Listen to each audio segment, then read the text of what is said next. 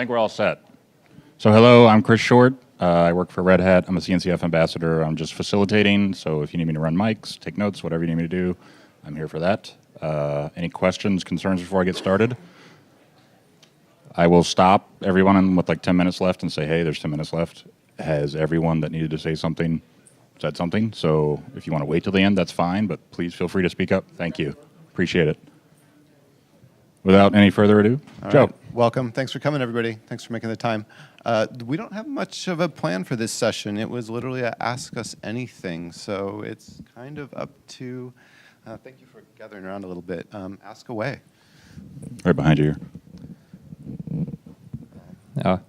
I have recently reported a bug in Hcd client on GitHub, and I was surprised to find that actually there is a lack of unit testing for Hcd client in the Hcd code base. I think it's probably covered in Kubernetes main repo, but I was just surprised that I think I haven't found many tests for watch functionality in Hcd client, for example. And so in general, I guess the question is, how do you balance between testing in Kubernetes versus covering it on Hcd side? You want to take that? So in terms of testing, we have a bunch of the integration tests inside Hcd. It's called client v3 integration test. So for that integration test, we just spin up the temporary Hcd cluster locally, and then we just run the the correctness test or network compartition test. So we simulate the network compartition inside the local cluster. So other than that, everything inside between Hcd component, but we don't do any between Hcd and then Kubernetes API server conformance test. We don't have that yet, but we're planning to do it. Yep. Is that? Just add one more thing. So from Hcd side, the client is actually pretty simple because it's using gRPC as the communication layer and the protocol layer. So we don't really try to test gRPC. We just try to test at a layer above gRPC. So we just try to make sure that the Hcd functionality works. And we do test the rebalancing part, which Gyuho mentioned, tear down a node and then add a node back, things like that. So apart from gRPC, actually, there are lots of Go routines actually running as part of Hcd client, and so the specific issue was that if you do some server-side change, remove the certificate, for example, the watch connection still keeps running, but you stop getting any events, I think, on the client side. And yeah, I think it was probably something to do with I don't know, you need to start a new Go routine rather than keeping the old one running or something like that. Yeah, I think this is an issue for the client Go because we don't really test this kind of scenarios very intensively. So if you are interested, probably you can help us to add more integration tests or end-to-end tests as the thing that you mentioned. Yes.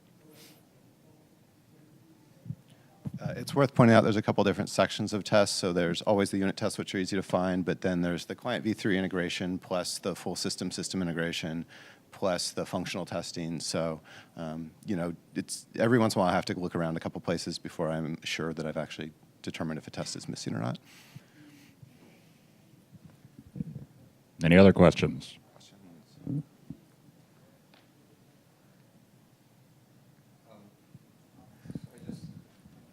I heard this morning I was talking to Stefan, STTTS.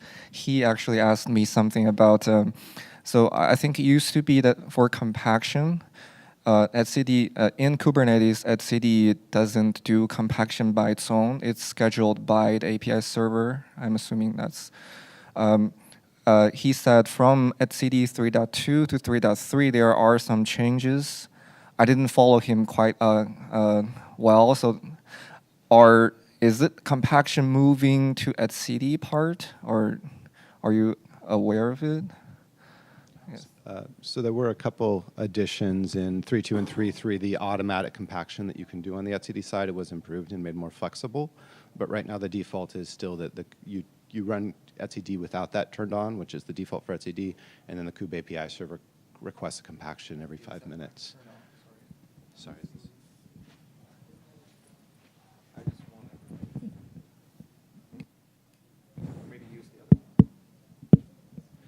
Can you hear me now? Okay, I'll talk louder. Yeah, do I need to repeat that? There's in etcd 3.2 and 3.3, the compaction was made more flexible, so you can configure how it's automatically run. But by default with Kubernetes, the Kube API server still requests it once every 5 minutes. Yeah, actually, we hope that the application itself can drive the compaction, because the application knows that, like, okay, if I don't need the previous versions, right, ICD itself probably doesn't really have this information. So if you can always drive the compaction from the application side, for example, in Kubernetes, right, it knows that, okay, all my API server has catch up with ICD, and then I can compact all the versions, right? If there is, like, say, API server is catching up with ICD, you probably don't want to do a compaction at this reversion, because the old version is really for just catching up or like configuration rollback. But for Kubernetes, probably you don't have configuration rollback, so you just want to catch up with the history. So for the API server, you probably know that when you should do a compaction. Yes. It's worth pointing out that the Kube API server is tolerant to falling out of the revision window. So it can do a relist and then start watching from that point on, and it's still correct. Its watch semantics can tolerate that. So that comes into play here as well.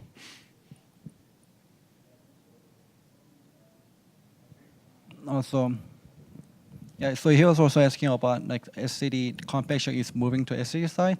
So in SCD, we have a flag called the auto compaction. So you can configure like the compaction period, and SCD server does the compaction like automatic. Right. But right now, API server does it like manually, I think. Yeah, you can do by like revision based. So this is like a count of like rough entries. Yep. The question is, are there any new features in etcd planned that will be very useful, like to integrate in Kubernetes? So previously, I think with version 2 of the etcd, there was some abstraction around like storage and watch and other things. And at some point, it was like, there are so many features in etcd that we want to use that we just stick to etcd without like too much abstractions. So is there any like new functionality you would say that would be useful in the future?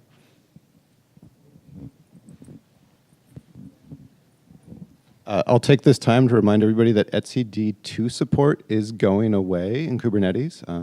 The code is being deleted. I know quite a few people are quite happy about that. That means that we won't be bound to the etcd2 API for compatibility anymore.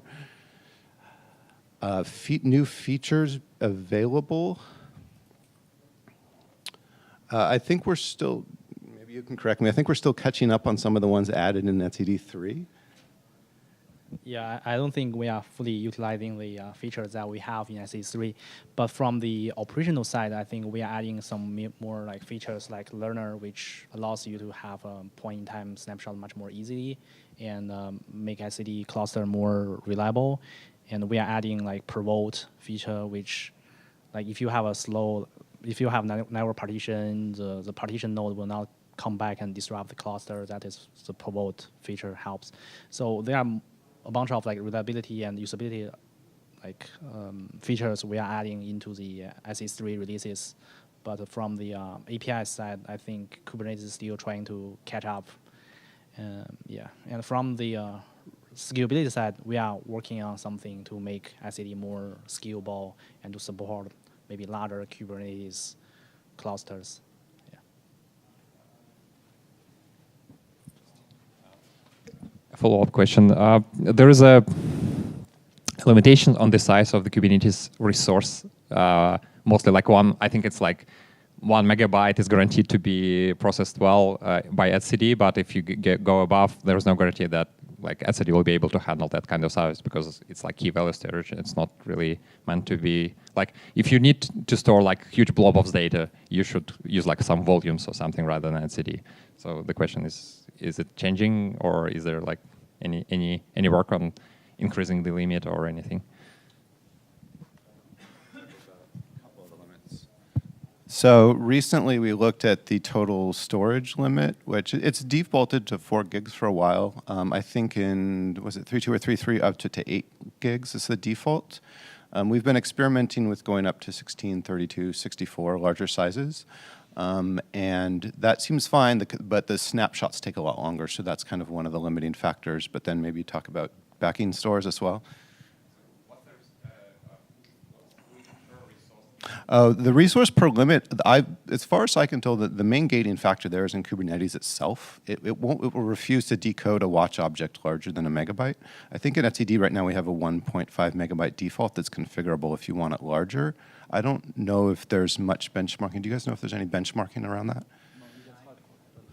The problem is Etcd is a serializable data store, which means that it will process all the requests in sequence one by one, right? So if you have a very large blob, say it's 4 megabytes, right? So the next request need to waiting there for the 4 megabytes to write down to the disk. For 4 megabytes, it may take up to 100 milliseconds or maybe even 7 seconds if you have a slow HDD, right? That's one of the limiting factor. The other limiting factor is like etcd is a single cluster, it's not sharded, right? Once you have a very large etcd data store, right? Say like, okay, I have 1 megabytes value and I have like thousands of them, and your data store total size will grow to like maybe tens of gigabytes or maybe even hundreds of gigabytes. So if you lose one etcd and then you bring up another one, transmitting this snapshot will take a much longer time, right? So we want to limit the recovery time, the mean time to recover to like 3 minutes. That's why we don't really want to set the default data size much larger. But at Alibaba, actually, we set it's much larger just because we have the enough bandwidth and we have enough disk I/O. That's the limiting factor. For the upstream one, I don't think we are going to change the default value just for protecting yourself in the disaster scenario. We don't want to shoot your foot by yourself, right? Yeah.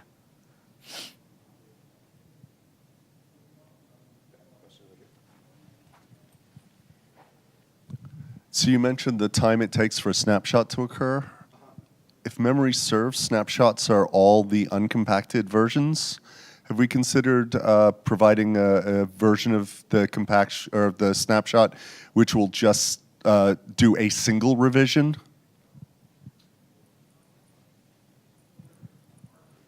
I'm not aware of that. It's an interesting idea.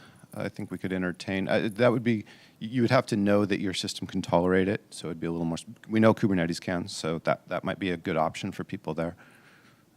Something that could be looked into as a way of sizing down snapshots, making them faster for Kubernetes. You mean keeping the only latest revision, not the historical Kubernetes? Latest would be lovely, but I would argue that anything recent is going to be good enough. I mean, the difference between the revision when I start writing the snapshot and when I finish, by the time I'm finished writing, it's not the latest revision anymore, I assume. So I would say I wouldn't even be too paranoid about making it the latest as long as it's a recent revision. But just a single revision, just sliced by a single revision in time. So I think for now, the real cost for larger clusters is not really about the snapshot, because we are already doing the incremental snapshot, which means that we only like, so in etcd, there's a B+3 on disk, and then you made some changes, and then we only snapshot the delta to disk, right? That cost is very little, actually. The real cost is when you actually want to transmit the snapshot to another like newly joined node, right? For this case, we cannot just transmitting the latest reversion, because if you do that, the nodes in the system will have different history, and if the client reaching to different nodes in the cluster, they will see different things, and the fundamental thing in etcd is consistency. I don't think we can tolerate this, right?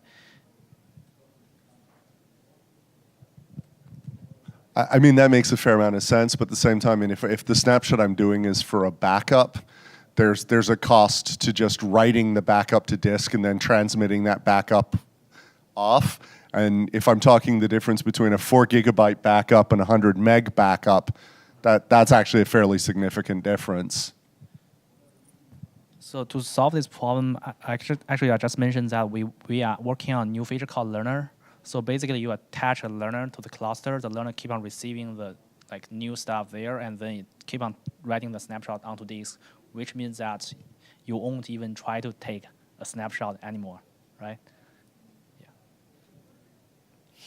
So right now, the real cost for a larger cluster is actually around compaction. So when you do the compaction, you need to issue a bunch of deletes to etcd, and that's, at least this what I see from our use case, this is the most expensive thing in etcd right now. because when you amortize the incremental, when you like say doing the incremental snapshot, you keep on like adding more data to etcd, and when you do the deletion, you need much more things to delete. That's like real cost right now. We are working on some new backend which can make this much better. You asked about new features. I should also point out we're working on something to do HA downgrades, so you can do, without losing any availability, do a full downgrade. That's something Wenj is working on over here. Yeah, and that kind of many of the features you're going to hear about. It's not so much like a new user-facing feature to the endpoints, but it's a feature for operability, because we think it's really important that it's easy for people to operate etcd underneath their Kubernetes clusters.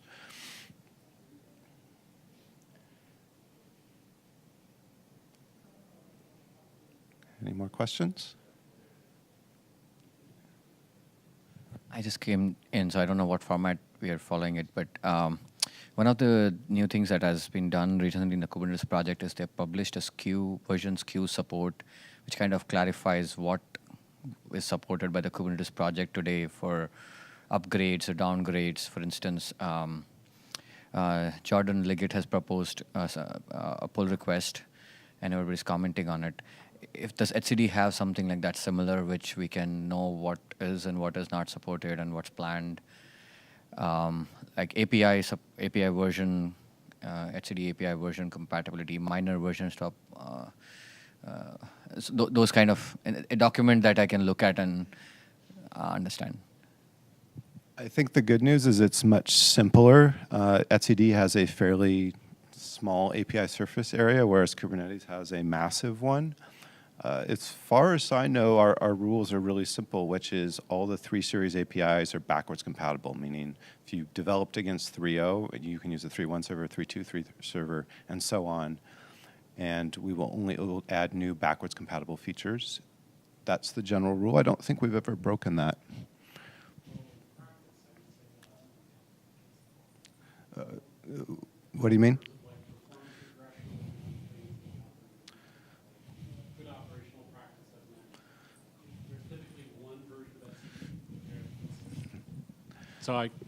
So I've been running Kubernetes clusters since like pre 1.0 territory. So I think in practice, what has happened is that single versions of etcd are what's actually tested, deployed, and troubleshot among the community with single versions of Kubernetes.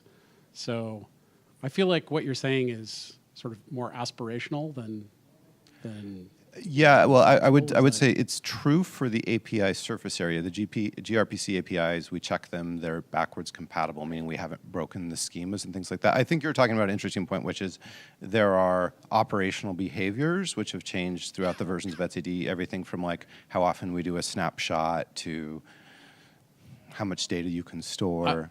So I've been a co-chair of SIG Scalability for a long time, and just about to hand it off to Xiang here. And I think we've seen performance regressions, which means that there's a lot more to the API contract than the data flowing back and forth in a specific way. There's performance characteristics and other things that are really, really important, especially with the deep use of watches and other things. And so I think, yeah. Here. We were talking about this earlier as well, was in one of the patch releases of 3.3, and I don't remember the Kubernetes version, we had an issue with the memory usage of hcd because its snapshot count was, its default was changed to a large value. And then I think, I'm not sure if we changed the default in Kubernetes or we patched hcd to a different default. We changed the default settings for most of the Kubernetes distros to be the old setting until, but it's not necessarily a better setting. I think you could make it. This is the 10th K snapshot number. It does use more memory, so that's a change in the way that the server behaves. But you could make a good argument that the 100K setting is actually better for overall performance in some cases. Yeah, so I think the general point here, I mean, following what Bob says, is like there are from time to time some issues in some patch releases which we discover like through our scalability test when we update the etcd version. And like it has happened more than once that the patches, like there's some issue finder and then the HCD is patched and then we take Oh it yeah, that's downstream. certainly true. I mean, I've been involved in a series of these. So, yeah, it's when you actually test etcd against a particular workload and you're changing its internals and its behavior, then you can run into certain unexpected things. So, for example, if we replace the backing store with something else, then we would want to vet that with Kubernetes. That might be a good thing to talk about downstream testing with or upstream testing. Yeah, so one thing we want to do for the next year, we want to improve the test coverage, like conformance test coverage between etcd and the API server. So one thing we can do, we can like run the kube mark like periodically with the latest etcd, and then we can also like implement some kind of conformance test between API server and the etcd. Yeah, that's in our roadmap. So I think for large-scale clusters, you have to test it yourself to verify both the API server, the controller, the etcd, and basically everything, right? So we are running large clusters at Alibaba, and we actually modify kubemark to suitable for our workload. So for different workload, etcd may behave very differently, and API server may behave pretty differently. And yeah, because like what Joe said is like, okay, the API is compatible, but the internal behavior of etcd may change. We think that, okay, this change may be beneficial for a particular workload, but maybe in the end it's hurting the other like workload, right? So one thing that we could do is like improving the upstream like performance test like scenarios, including more tests into the upstream scalability testing so that we can test more workload against more versions of API server and more versions of etcd.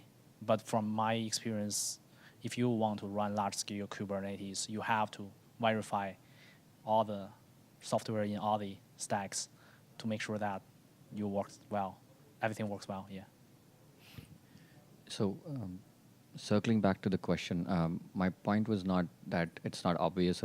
So when I searched for first time for saying, okay, how does a etcd release work? How long is it supported? I found a pull request after a lot of search which explained that from now on, etcd will follow Kubernetes projects because, and then it explained very clearly there. I was suggesting to have that on the GitHub etcd repo as a markdown file that says, okay, this is how the release we do, and every release of I'm in the Kubernetes release team, and I see that is useful where every release says compatible up to this many months. Though it is obvious, on the release if it says it, there are people who use it with just Google search, and for them it is just very easy. And I'm actually writing a design proposal for Kubernetes to automate that process, that every release of Kubernetes, the GitHub README also goes and changes. It is very obvious for Kubernetes also. We all understand that every 3 months and 9 months policy for Kubernetes also. But it's easier to just post it. I'm just talking as a user.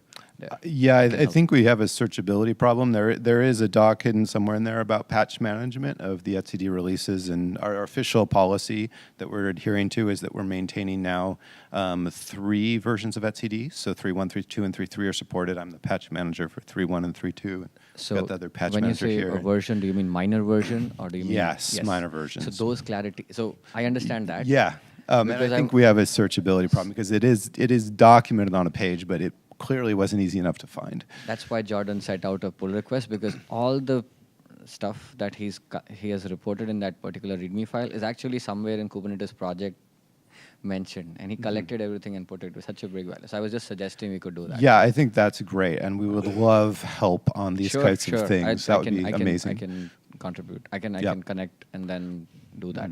But if I just need to know where else it's there. Yeah. Thank you. Yes. Great. Makes sense. Any other questions?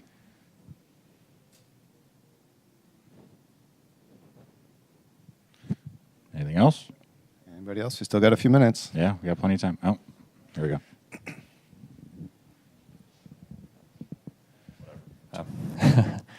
Yeah. Do you have any issues, any challenges in etcd you plan to, or you focused on currently with communities in particular, or just in general? Oh yeah, there's plenty to do. We've got a lot of work on non-voting members, which would allow us to reconfigure clusters on the fly without impacting availability. All this upstream testing, I think, needs work. Any work in clients is a really approachable thing that somebody could do. I mean, we need language clients in as many languages as we think our ecosystem supports. Other items? There are a few more performance scalability related issues like supporting fully concurrent read. So for now, so say when the Kubernetes API server tries to issue a large range query to Hcd, it may block other range queries or even write queries, which cause huge latency spikes. And from scalability point of view, maybe we want to support more like values, more keys into Hcd. So you can associate a port with more resources inside the Kubernetes community, right? And from operational side, he mentioned earlier that there are a bunch of things that we want to tackle in the next releases. If you search Hcd 3.4 in GitHub, there's a bunch of things, and we need help. So one more thing, we're working on a new documentation website. So anybody can come to us and help us with the documentation. So we want to improve the documentation around the metrics, Prometheus metrics. So that'll be very helpful. Yeah.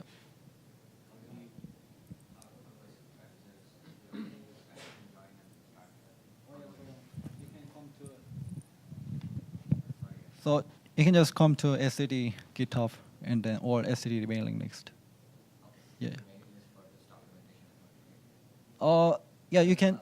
Yeah, so come to Hcd GitHub repository, and then we have a link on the top of the new documentation website. Yeah. There is also a Hcd dev, Hcd/dev. Another great way to look for things to do for etcd is if you just look at how etcd integrates with Kubernetes, you can very quickly find areas where it's obviously not optimal. For example, when a node needs to get its pods, it literally lists out all of the pods in Kubernetes, which for a large cluster is a crazy huge number. It will then send those through etcd all the way to the API server, which will deserialize all of them, filter them down to just the couple that it actually needed, and this can happen over and over. So there are clearly flows in there where you could take one as an opportunity and look at the access patterns and find opportunities to improve the system. Another thing that working on is kind of extending the discovery mechanism, moving it away from the server and trying to work that into the client, making it more extensible. So that's another feature that we're working on. So from Kubernetes Hcd integration side, there are much more like work we can do if you are interested, right? So for example, when we update a pod, we actually update the full object a few times into Hcd, which cause a lot of like trouble because you keep on like storing the same data over and over again, and that's blow up the data set of Hcd. A simple like thing that we can do is just to like store the delta between the two like versions. There are a bunch of like things that this kind of like simple things that we can improve and then like can improve the performance of Kubernetes.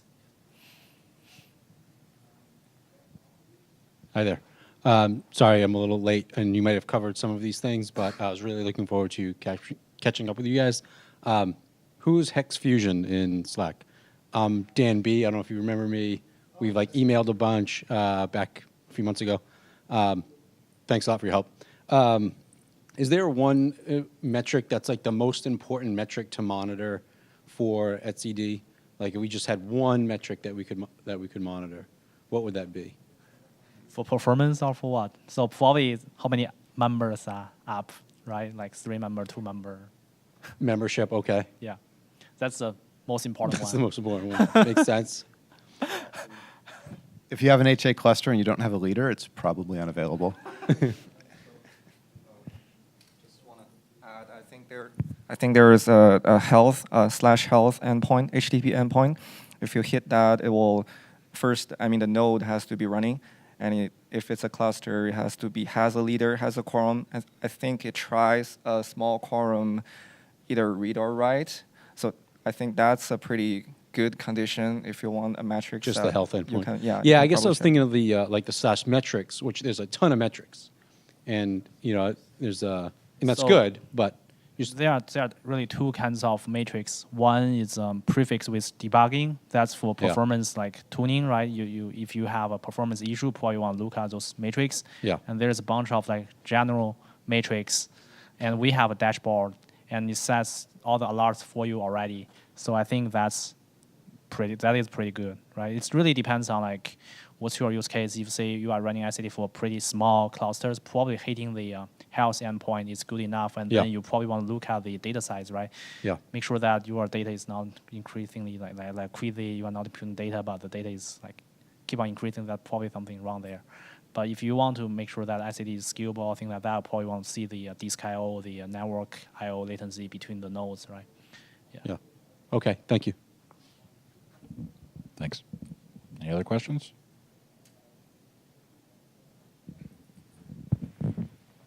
I've got two sort of follow-up things. I think Xiang mentioned something about the large reads. So I guess the etcd backend is multi-version concurrency control stall. It sounds like currently, if we have a large read, it sort of blocks other operations. Whereas theoretically, you should be able to support concurrently one write plus multiple reads, right? Yeah, I have a pull request sitting there for a few months. Right. Just need to review. Maybe you have time, you can review it and get it merged, and that will solve the problem. You're Oh, absolutely right. So it's already like... Yeah, there is already a pull request there. I see. The problem is, so like, I'm going a little bit deeper there because so for ICD, when reads so when you issue a read to ICD, right? ICD guarantees that you will see the most recent value which is written before your reads come into ICD, right? So the problem is the reads need to waiting there for a little bit longer for the write to go through, and then you start your reads, right? Before we just want to make it simple, so we just batch everything into one transaction and doing everything in that one transaction. That's just simplify the developments. And now, if you want to scale it, probably just make the read waiting there for a little bit longer, waiting for the transaction to finish, and then you start. Yeah, that's how it works. But then it adds up a little bit latency. So probably what you want to really do is, okay, for this single transaction, right, put in some reads and maybe one write, right, batch them, and for the other reads, let them wait for the transaction to finish, and then you can have a bunch of concurrent read. Okay, so I don't think I fully captured, Okay. but Yeah, I'll read discuss later. I'll read some more and we can catch up offline. Okay. Another follow-up is when Joel said something about I think you had example where the API server requests lots of nodes or pods, and etcd sends all of those informations. It's basically a large read and all the way to API server. Then API server filters down. So it's not all needed by the API server, but it's adding a lot of workload. But in order to pre-filter that in etcd, that will make etcd Kubernetes aware. So I guess my thought is more like the coupling between Kubernetes and etcd. Like currently etcd, I don't think it has Kubernetes aware things. It's like more a general data store. I discussed this I think a while ago with some Kubernetes API developers. So one thing that we can do is to make ICD understand the protobuf value encoding, so that we can do simple protobuf filtering or JSON filtering. It's pretty standard API already. So when you issue a range to ICD plus your JSON query or like protobuf query, and then ICD can filter it. It doesn't have to be like Kubernetes aware, right? And one more thing is like, at least this is what we did, just add more indexing into the Kubernetes API server and just query like less things. Yeah. So just to echo your comment earlier about there's probably more mileage to be had overall by working on the Kubernetes part rather than etcd. So I think good job to the etcd team. But I would say the question really is, where do you think we stand? I think in days gone by in SIG scalability, our official position to the community was if you're going to run large clusters, run in split etcd mode, which is an attempt to try to deal with certain performance characteristics, most of which were I'll say just sort of brute force things that were going on in Kubernetes itself. What do you guys see or think is the current state of deployment of multiple? Because there are opportunities to run multiple etcd clusters inside a Kubernetes system. So in terms of scalability, so we are trying to run 13K Kubernetes cluster at Alibaba, and we're targeting at the end of, or maybe in the middle of next year. So from our perspective, we already did some like performance testing. So from our perspective, if you have like 10K nodes or 13K nodes, probably one etcd cluster is still like good enough. Maybe what you need to do is to like maybe change the backend, maybe use some other like etcd backend, but you still keep the API compatible and use one etcd cluster for the core object. The problem is like we still want to reason the ordering of the requests coming into the etcd, and then like for your API layer, for the Kubernetes API layer, you still have this ordering the resource version, right? If you split them to among multiple etcd clusters, you lost the ordering between watches. That's classically been where like the split etcd mode was typically to split events from. Yeah, cluster that's the state. classic one, is that people will take just etcd events and split it off, and we know that the Kubernetes operates well that way.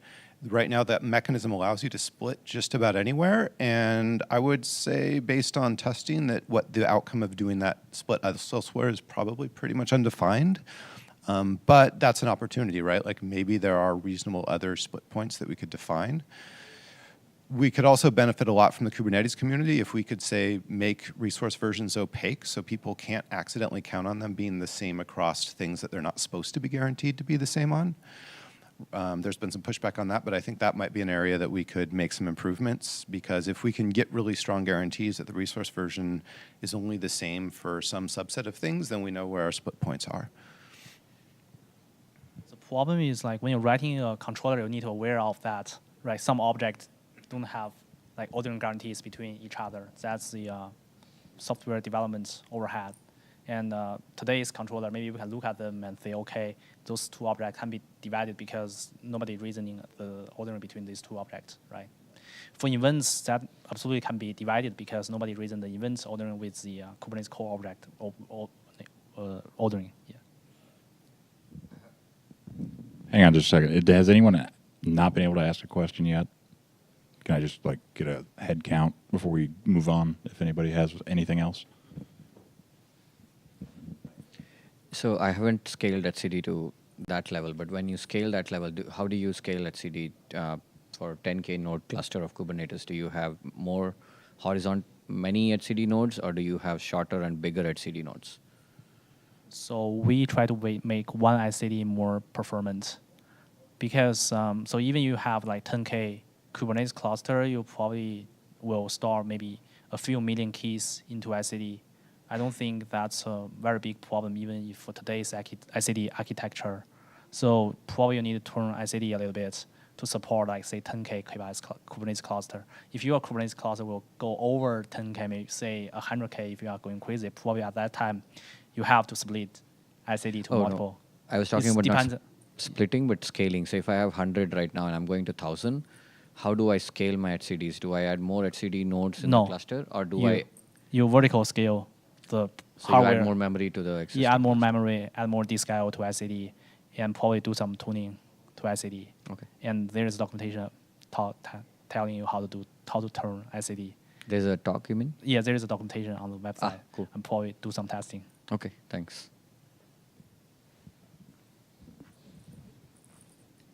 I should also mention on the scalability topic, this is something I'm getting increasingly interested in, so maybe I'll be seeing you guys in SIG scalability more. I get the feeling that sometimes that the bottlenecks shift around between the two systems, and it depends on what hardware you throw out at, what your workload looks like. So I think one of the things that we could potentially get in more involved with is identifying where to spend our energy to get the most bang for our buck as we move forward.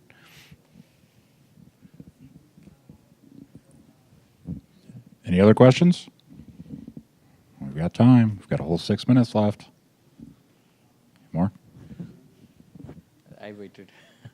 So I'm also co-chair for Working Group LTS right now, and I feel that if the Kubernetes project thinks about their release cadences differently, it might impact HCD's release cadences, or because when I read that pull request on HCD, it says we are going to follow because of Kubernetes project, we're going to do our releases this way.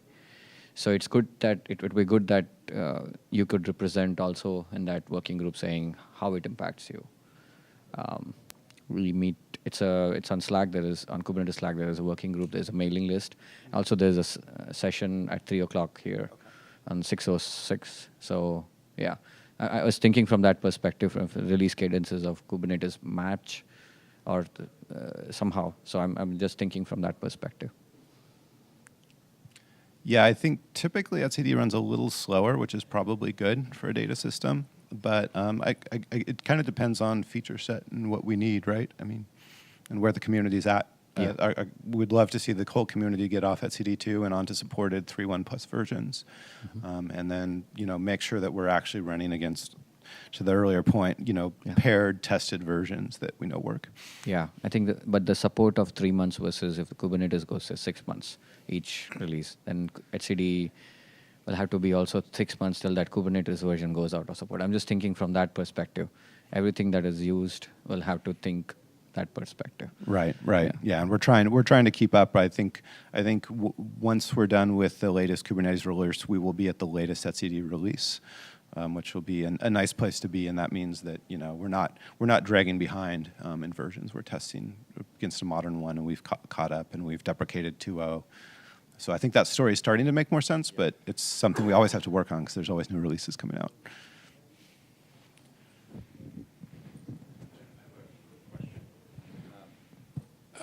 Are you working with any of the public cloud providers? Are they the ones that offer a Kubernetes as a service? Are they using etcd, or are they doing something else? They have like a fork or something? I'll represent Google. We're using etcd. Ali Cloud, we are using etcd. It is, okay. Yeah, AWS use etcd. Yeah. I think that was really my question, what AWS is doing. Yeah. Just quickly from SIG API machinery, we've had this discussion, and I mean, the official Kubernetes position on this is that etcd is our reference implementation, and if you, the cloud provider, wish to do something other than etcd, you are welcome to, but it's not our problem if we upgrade to a newer etcd feature and we're using the etcd client and you don't implement that on your storage. That is your problem, and that is the official Kubernetes position. I was just saying that I heard, Kubernetes works best with etcd, right? And that's what the upstream people, and the test and everything use. Is there anything going on making Kubernetes more like a pluggable mechanism where, not just etcd, but have other, other database system, I think there's some effort going on. I had some discussion actually this morning to have it more pluggable versus etcd only right now. So etcd is both the API layer and the storage layer. So etcd use BoDB, which is a local embedded database, as a storage layer. And there are some, at least in my company, there are some effort that is trying to replace the storage layer of its etcd. We are trying, say, MySQL database or RDS or our Redis cluster, but that is just for the storage layer. You can replace the storage layer, but from the API point of view, it's still etcd API. Nothing is changed, right? I think that's consistent with the SIG API machinery position, right? If you support the client layer, you should be able to, as long as the API layer is supported, knock yourself out on the back end. There probably is some additional etcd for Kubernetes conformance tests or something that could be added there that would probably make that a more reliable. We just added one recently for strategy. Watch to ensure that stays sane, and I think we're going to need to continue to add more over time to ensure that particular part of the system continues to behave the way we expect across cloud providers. Awesome. All right. I think we have, 30 seconds left? All right. Should we call it? Any Thanks, last- everyone. Thank you, everybody.